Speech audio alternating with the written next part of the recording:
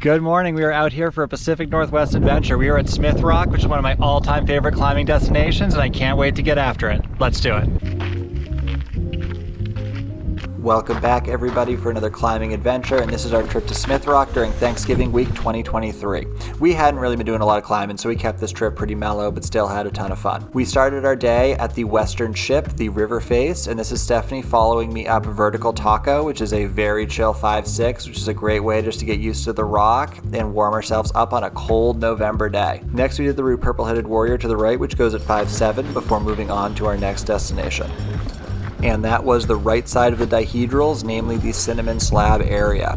Once we got there, we decided to actually combine two pitches into one really long rope stretcher of a 5-8. We did ginger snap into Rodney's chocolate frosted love donut.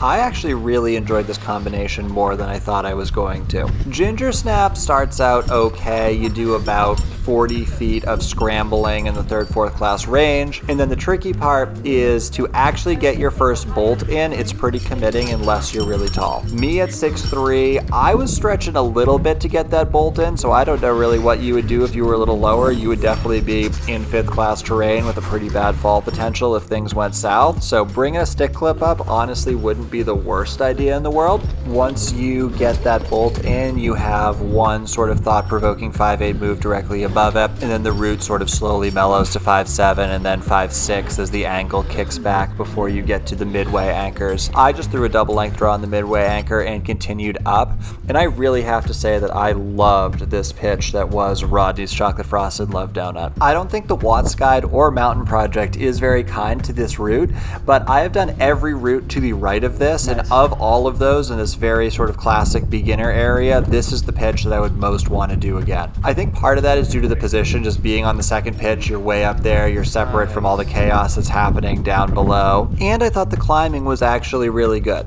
It has definitely cleaned up a lot. You see some old comments on Mountain Project about people pulling stuff off of it in 2008, but since then, it really isn't that big of a deal. I had a few things flake on me, but at no point was I actually concerned about the structural integrity of the rock or thought I was going to pull anything down bigger than a pebble the size of my thumbnail. Once you're up there, you have an abundance of holds, you're feeling that exposure, and it's just a really nice place to be, and I would highly recommend this route.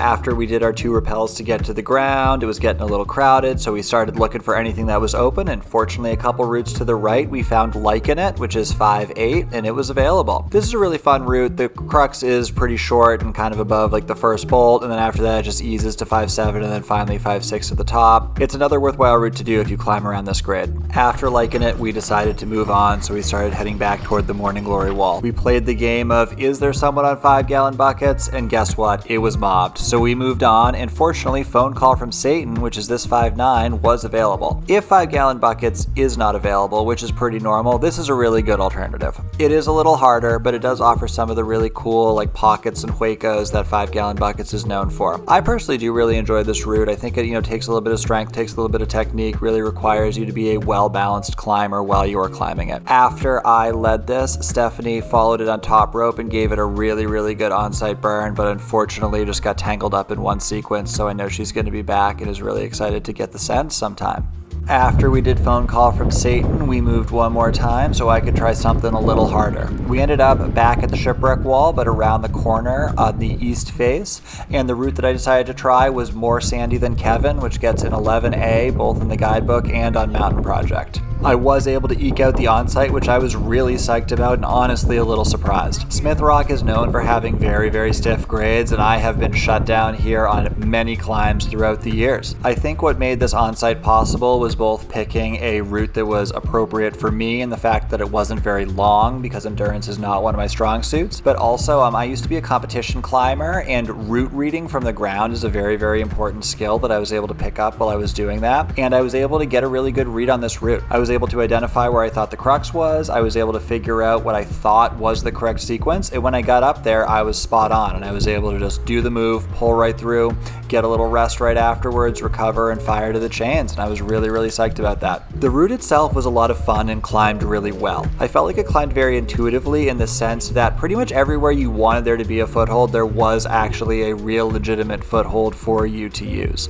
And a vast majority of these holds were pretty good, positive edges. The route is slightly overhanging, so even at the grade of 511A, you are going to have some moderate sized holds on an overhang, which was really nice. And I would recommend this route for anybody who doesn't have a lot of endurance, has a little bit of power, and wants a 511A that's a little on the soft side. Climbing this route was a really nice cherry on top of a great day, and Smith Rock is one of those places where I've had many great days throughout the years, and I really love coming here. First time I ever came to Smith was about 15 years ago when I was back in high school with my family, and this was one of my first ever trips to like a real destination climbing area, and I was big into climbing history, and I remember like standing at the bottom of Tabolt and like seeing like, wow, this was like the first 514 in America. Smith Rock is a really cool place, and I've loved coming back here for so many years. I've had a lot of great days at Smith with a variety of people, and this was another one.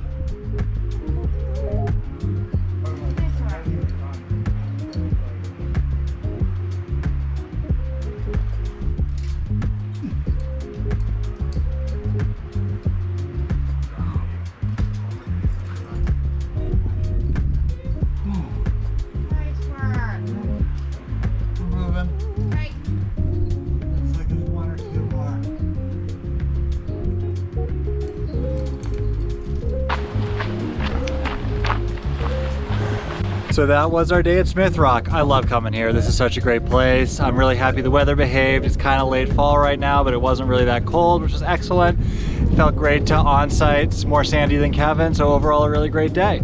Thank you so much for watching. Please hit that subscribe button as I have many more adventures like this coming your way, and I hope to see you on another adventure.